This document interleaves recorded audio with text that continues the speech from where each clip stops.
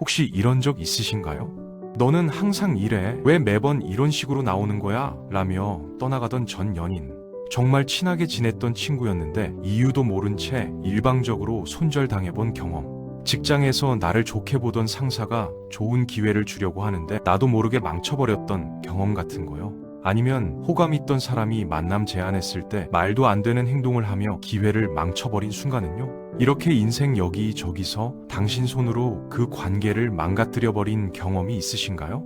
매번 안 돼, 이번엔 그러지 말자 라고 다짐하지만 결국 똑같은 패턴을 반복하게 되나요? 그렇다면 왜 당신은 완벽한 사람을 만나도 결국 관계를 파괴하는 걸까요? 오늘은 인생에서 반복적으로 인간관계를 망쳐버리는 사람들의 이야기를 해보려 합니다.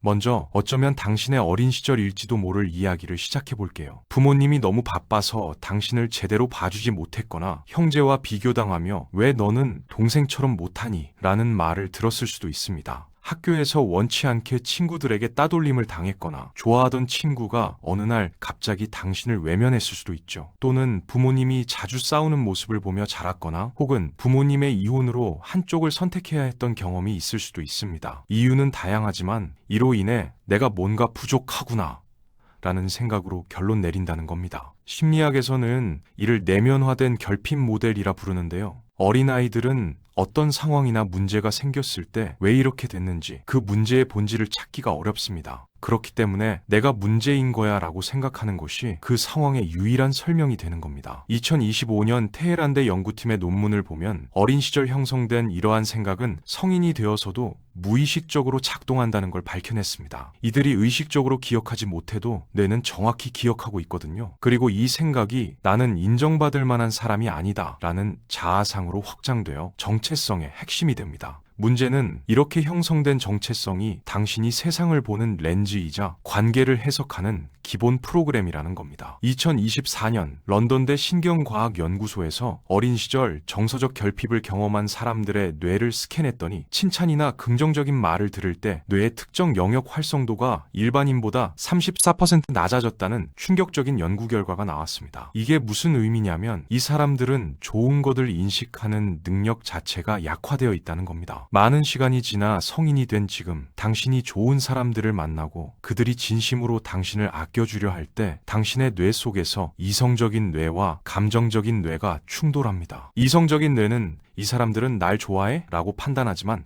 감정을 담당하는 뇌는 0.2초 만에 위험, 도망쳐 라고 경보를 울립니다. 그리고 결국은 감정 뇌에 따라 반응하게 됩니다. 왜일까요? 2025년 네이처의 뇌파 연구를 보면 이성적 뇌와 감정적 뇌 사이의 연결이 약할수록 사람들은 친밀함을 위협으로 인식했습니다. 이 연결이 약해지면 이성적 뇌가 감정 뇌를 제어하지 못하기 때문에 감정 뇌가 위험이라고 외치면 이성적 뇌가 아니야, 이건 안전해 라고 말해도 제어하지 못하게 되고 결국 대부분의 경우 감정 뇌의 반응이 그대로 행동으로 나타납니다. 여기서 나를 좋아하는 사람은 뭔가 잘못됐다는 생각이 작동하기 시작합니다. 역설적이지만 논리적이에요. 만약 나는 인정받을 가치가 없음이라는 내 생각이 진실이라면 나를 인정하는 사람은 판단력이 없거나 숨은 의도가 있을 거라고 생각하는 게 당연하니까요. 그리고는 나 같은 형편없는 사람을 좋아한다니 이 사람은 뭘 보고 그러는 거지? 분명 제대로 못 보고 있거나 아니면 다른 의도가 있을 거야. 이런 식으로 당신을 아끼는 사람들을 무의식적으로 평가절하하기 시작합니다.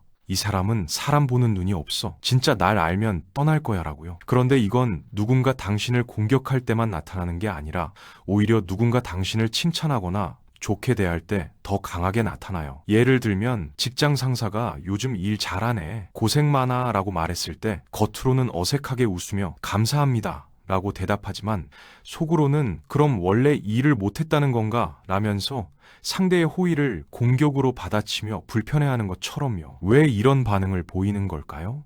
하버드 의대의 2025년 연구에 따르면 자기 가치감이 낮은 사람들에게 긍정적인 말을 하면 스트레스 호르몬 수치가 올라간다는 겁니다. 놀랍게도 칭찬이 오히려 스트레스를 유발하는 건데 그 이유가 나는 인정받을 가치가 없는 사람이라는 핵심 정체성과 충돌하기 때문이라는 겁니다. 결국에는 스스로 관계를 파괴함으로써 역시 난 인정받을 수 없는 사람이잖아를 증명하는데, 이게 무서운 이유는 이게 바로 자기 정체성을 지키는 최종 방어 행위이기 때문입니다. 버클리대 심리학과의 장기 연구를 보면 사람들은 행복해지는 것보다 일관된 자아상을 유지하는 것을 더 우선시한다는 겁니다. 설령 그 자아상이 나는 인정받을 수 없는 사랑이라도 말이죠. 생각해보세요. 지난 수십 년 동안 나는 인정받을 가치가 없다는 데이터베이스를 구축해왔고, 수천 개의 기억과 경험이 이 생각을 뒷받침하고 있는데, 갑자기 누군가 나타나서 당신은 정말 훌륭한 사람이야 라고 말하면 내 입장에서는 수십 년치 데이터와 충돌하는 정보가 입력된 거나 마찬가지인 겁니다.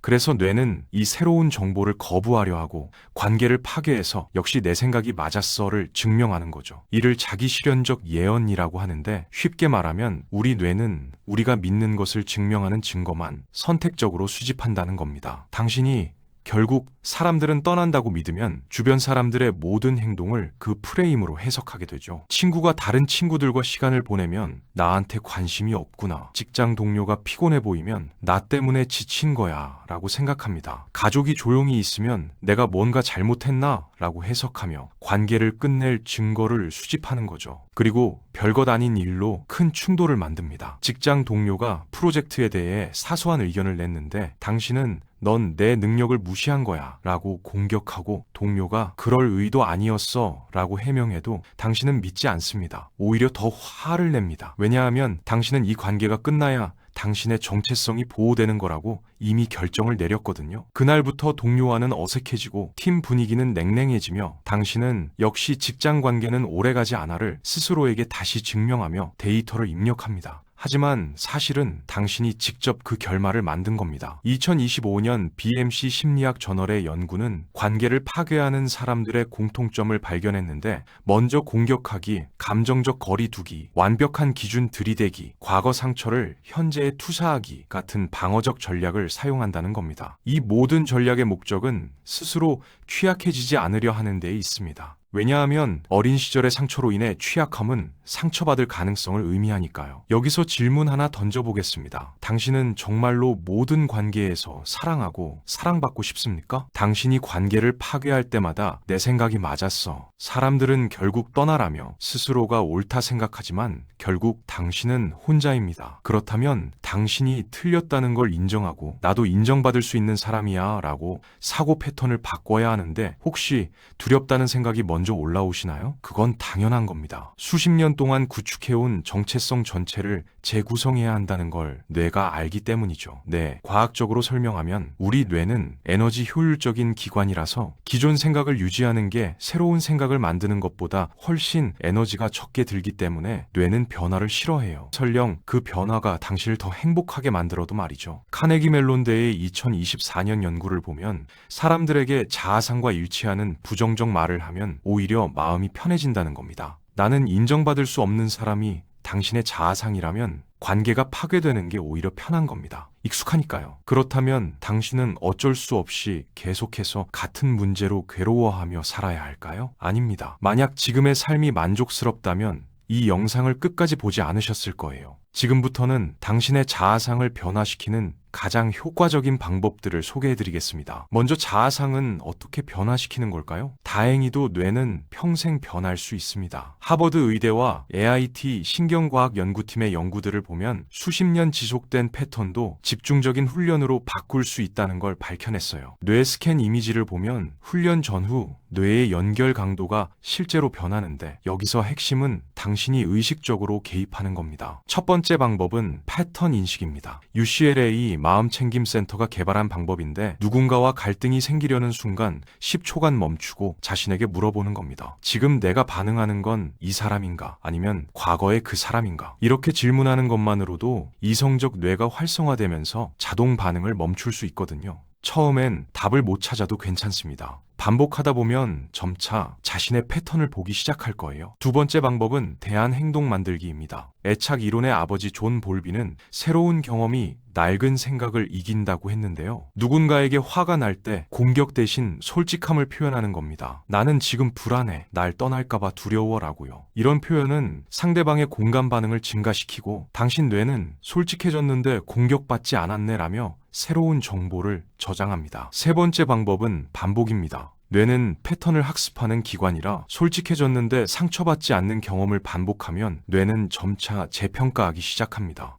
세상이 내가 생각했던 것과 다를 수도 있겠는데? 라고 뇌를 바꾸는데, 이게 신경과학에서 말하는 뇌의 재배선입니다. 하지만 솔직하게 말씀드리면 이 과정은 쉽지 않습니다. 계속해서 문제가 재발되겠지만 중요한 건 그때마다 더 빨리 알아차리고 더 빨리 패턴을 끊는 거예요. 처음엔 갈등 후 며칠 뒤에 깨닫고, 한 달 후엔 다음 날 깨닫고, 2달 후엔 갈등 중간에 인식하는데, 이게 진정한 변화입니다. 관계 파괴 패턴을 성공적으로 바꾼 사람들은 완벽을 추구하지 않고 어제보다 조금 나은 오늘을 목표로 했으며, 포기하지 않고 나는 망가진 사람이 아니라 회복 중인 사람이야 라며 스스로에게 확신을 주었습니다. 당신이 지금 당장 할 수 있는 일이 있습니다. 매일 5분 건강한 관계 속 당신의 모습을 상상하는 겁니다. 친구가 진심으로 당신을 걱정하는데 당신이 감사하게 받아들이는 모습, 직장 동료가 칭찬할 때 당신이 자연스럽게 미소 짓는 모습, 가족이 당신을 아낄 때 당신이 편안하게 그 사랑을 받는 모습, 이런 장면들을 구체적으로 상상하면서 이게 진짜 나야, 이게 원래 내 모습이야 라고 스스로에게 말하세요. 이런 상상만으로도 실제 행동과 같은 뇌 영역이 활성화됩니다. 뇌는 상상과 현실을 구분하지 못하기 때문에 반복적으로 건강한 관계 속 당신을 상상하면 그게 점차 새로운 정체성이 되는 겁니다. 정체성은 고정된 게 아니라 선택하는 겁니다. 매일 아침 일어날 때 스스로의 정체성을 상상하며 선택하세요. 나는 사랑받아 마땅한 사람이야 라고요. 마지막으로 당신은 혼자가 아닙니다. 전 세계 수백만 명이 이와 같은 관계의 어려움을 겪고 싸움을 하고 있으며, 그들 중 많은 사람이 변화에 성공해서 이제는 불완전한 관계라도 받아들일 수 있게 됐어요. 당신도 할 수 있습니다. 첫 번째 단계는 간단합니다. 내면에 나만의 타이머를 설정하기로 결단하세요. 다음번 누군가와 갈등이 생기려는 순간에 타이머를 사용해서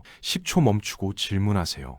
지금 내가 반응하는 건 지금의 나인가, 과거의 나인가? 라고요. 그것만으로 충분합니다. 인정받을 자격은 증명하는 게 아닙니다. 인정받을 자격은 원래부터 당신에게 있었어요. 단지 당신이 그걸 믿지 못했을 뿐이죠. 과거의 나는 이제 더 이상 당신이 아닙니다. 이제 당신의 새로운 정체성을 선택하고 믿어보는 건 어떨까요? 오늘부터 당신에게 새로운 삶이 시작됐습니다.